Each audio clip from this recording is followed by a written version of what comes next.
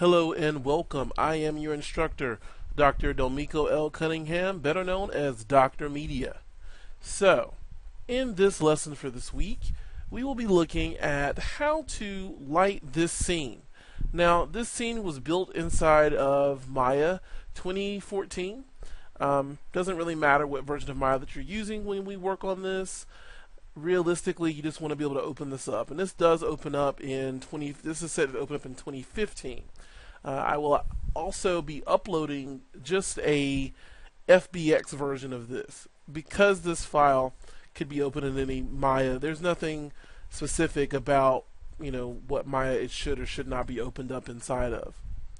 So one of the first things that I want to do with this scene is actually set up my camera. So I'm going to set my camera up pretty simple. I'm going to come here and say create, go down to cameras, and I'm going to set up a brand new camera. And I have my brand new camera, and there it is. So to look through this camera, I'm going to say panels and say look through selected. When I do that, I can now use my Maya camera controls to move my camera around. So you can see I can actually move my camera around. And I want to move some things around in my scene. So let's go to Window, let's go to Outliner, and you'll see in this scene I've taken things and I've kind of broken them up into different objects. So I have the pomegranate in here by itself, kind of broken out. I'm just going to rearrange it a little bit, and you can do this for your scene. You don't have to, but I just want to change some things around visually, just to give a little bit more visual changes to this. Get my glass and kind of pull it out a little bit. I want to bring things on a little bit different axis. So kind of have some things kind of overlapping one another. A little bit more interesting scene. So there we go. So I'm looking through this camera. One thing I want to do to this camera is I want to come here to say view. And I want to come down to my camera settings, and I want to set this camera to the film gate. Right now it says no gate. Actually I want to set it to the resolution gate. So I'm going to say resolution gate, and you can see that I'm currently rendering to 640 by 480. This is my test. This is my test resolution.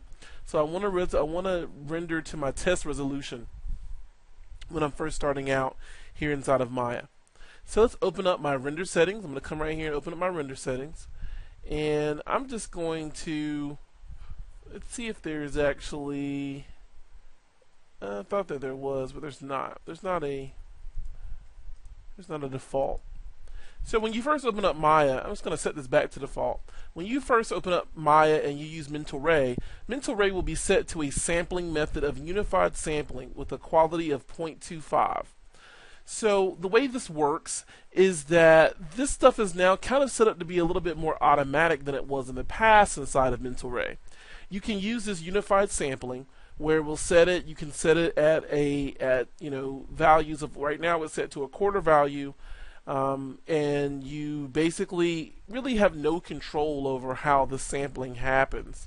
You can do a minimum and maximum amount of sampling, so you can say minimum sampling, sample at least 1, the maximum sample at least 100. Now as you turn this up, it's also turning up render time. The sampling method that I like to use, because it just makes the most sense, at least to me, is being able to use like my legacy sampling mode. And by doing this, you can see I can adjust my sliders. If I did this at -2, if I brought this always down to my maximum sample and my minimum sample are exactly the same, you'll see that it tells me that I would have 1 sample per 16 pixels. So basically it would sample my image every 16 pixels, which is a pretty small way to sample. So if I render this right now, so I'm going to render this view. So let's render from our camera right here. And you can see that my resolution is at 640 by 480, which is fine for my test resolutions. But what's really giving this blocky feel is the fact that my sampling is so low. So I want to turn my sampling up. I want to get it to maybe 1 per pixel and at most 16 samples per pixel. So it'll basically sample with small areas higher. So I'm going to keep an image, and let's render this again. And this will increase your render time, so be prepared for that. Your render times will increase. So you can see at a sampling of 0 and 2, so my minimum sampling is 0, my maximum sampling is 2, and you can see in this one I'm getting a pretty good rendered image, and actually this is taking less time to render. I'm rendering it in 2 seconds less by properly setting my sampling method in here. So I've got my sampling kind of set where I want it to be right now. We might make adjustments to it a little bit later.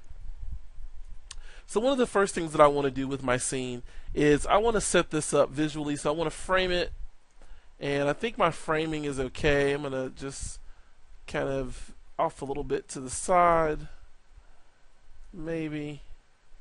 There we go, something like that. So I like that framing. And one thing that I want to do is I want to be able to enable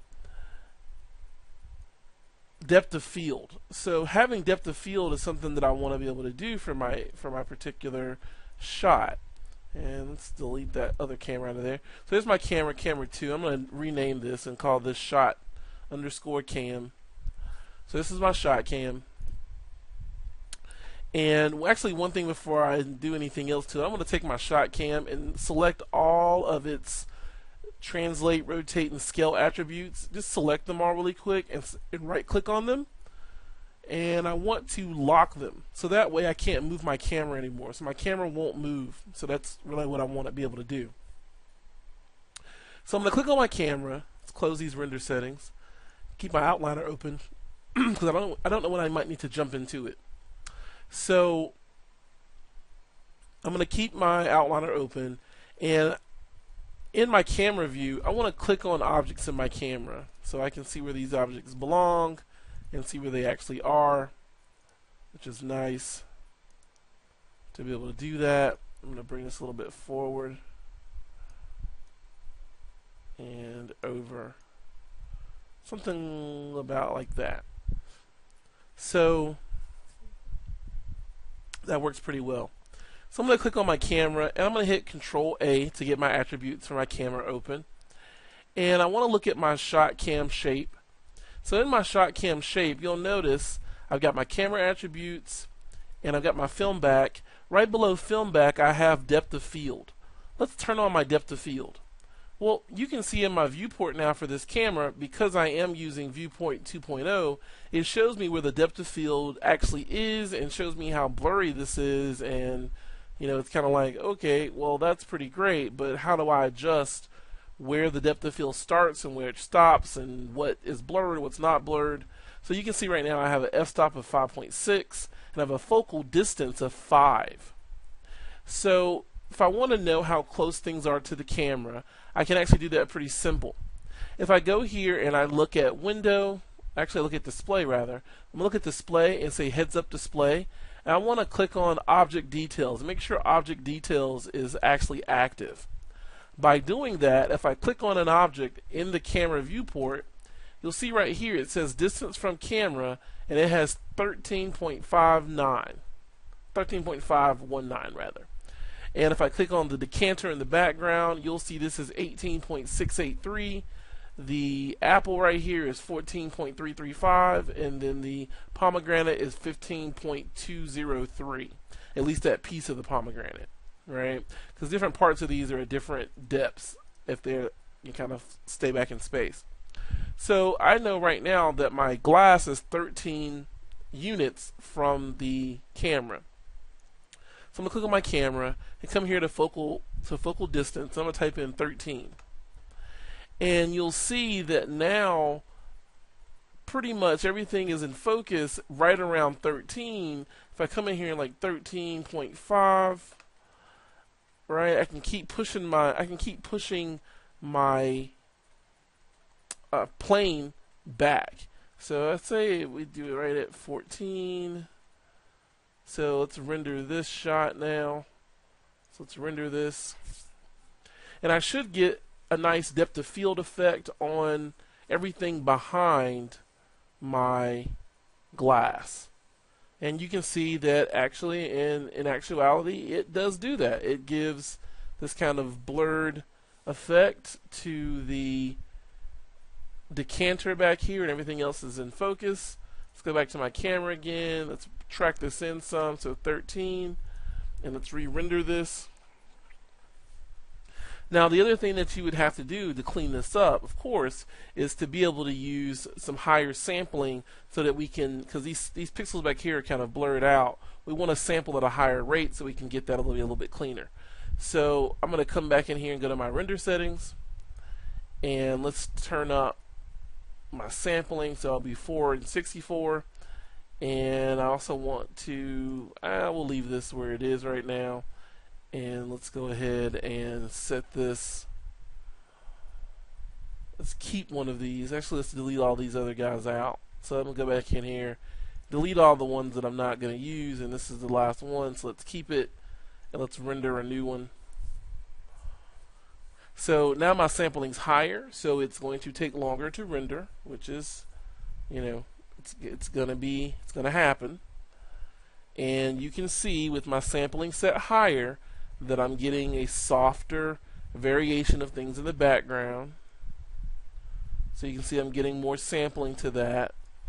And also I can come in here and realistically I can adjust my f-stops. So I can adjust my f-stop and actually bring this a little bit farther. Now this is not a realistic f-stop, but we can at least see what it would look like. So let's render this. Let's see. So I can see that I've got that, and my f-stop looks to be a little bit better at 12. I think it's too much in focus. So let's go to like 7 and render this again. So it's kind of like changing the f-stop on a camera. Realistically, actually, it is just like changing an f-stop on a camera. If you were messing with the focal length of your camera, as well as the distance you were from your object that you were shooting. So you can see that I've got that, and it looks pretty decent. You can also change the focus region scale, how much it is focused or isn't focused. So if we did this at like 3. Let's keep this image and let's render again. So our focus region scale, we can turn that up. And you can see what happens by doing that. You're actually focusing more at that level. If I knock this down, let's say we do this at 0.5, and I keep one of these and render. And we can see what this looks like. So the very first thing that I'm kind of setting is getting that kind of depth of field and getting it set the way that I want, and really spending the time to get that depth of field kind of clean and realistically where I want it. What I'm probably going to do is focus more on the pomegranate, and our pomegranate is 15 away from the camera. So let's go back and click on my camera. Let's go back in here and let's bring this here. So now I've got like blur, and then I'll have things in focus, which artistically I like the way that actually looks. So that's going to be good, and we're going to set this, and this is going to be like 5. And let's go through here and let's render another one of these. So I basically changed the focus distance of my camera. So now that camera is going to be focused on the area of the pomegranate, and it's kind of, and you can see it's actually doing it. It's blurring out the glass as well as the decanter and giving me a little bit of distance variation between these two pieces. So that's the first start of what we're going to be doing this week. So I wanted to show you how to set up the depth of field and be able to set your camera up inside of Maya. I'm going to save my handy dandy file, and I suggest that you save your file as well.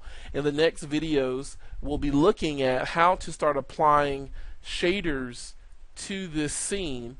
So if you look inside of Mental Ray here, or inside of Maya in your Hypershade, you have a bunch of mental ray shaders, and we'll be using those shaders to simulate glass, metals, as well as translucents, because we have these pomegranate seeds in here, and then some subsurface scattering type things because we have the apple, which is the soft, kind of fleshy item, and we'll be doing caustics and all those things and kind of lighting our background.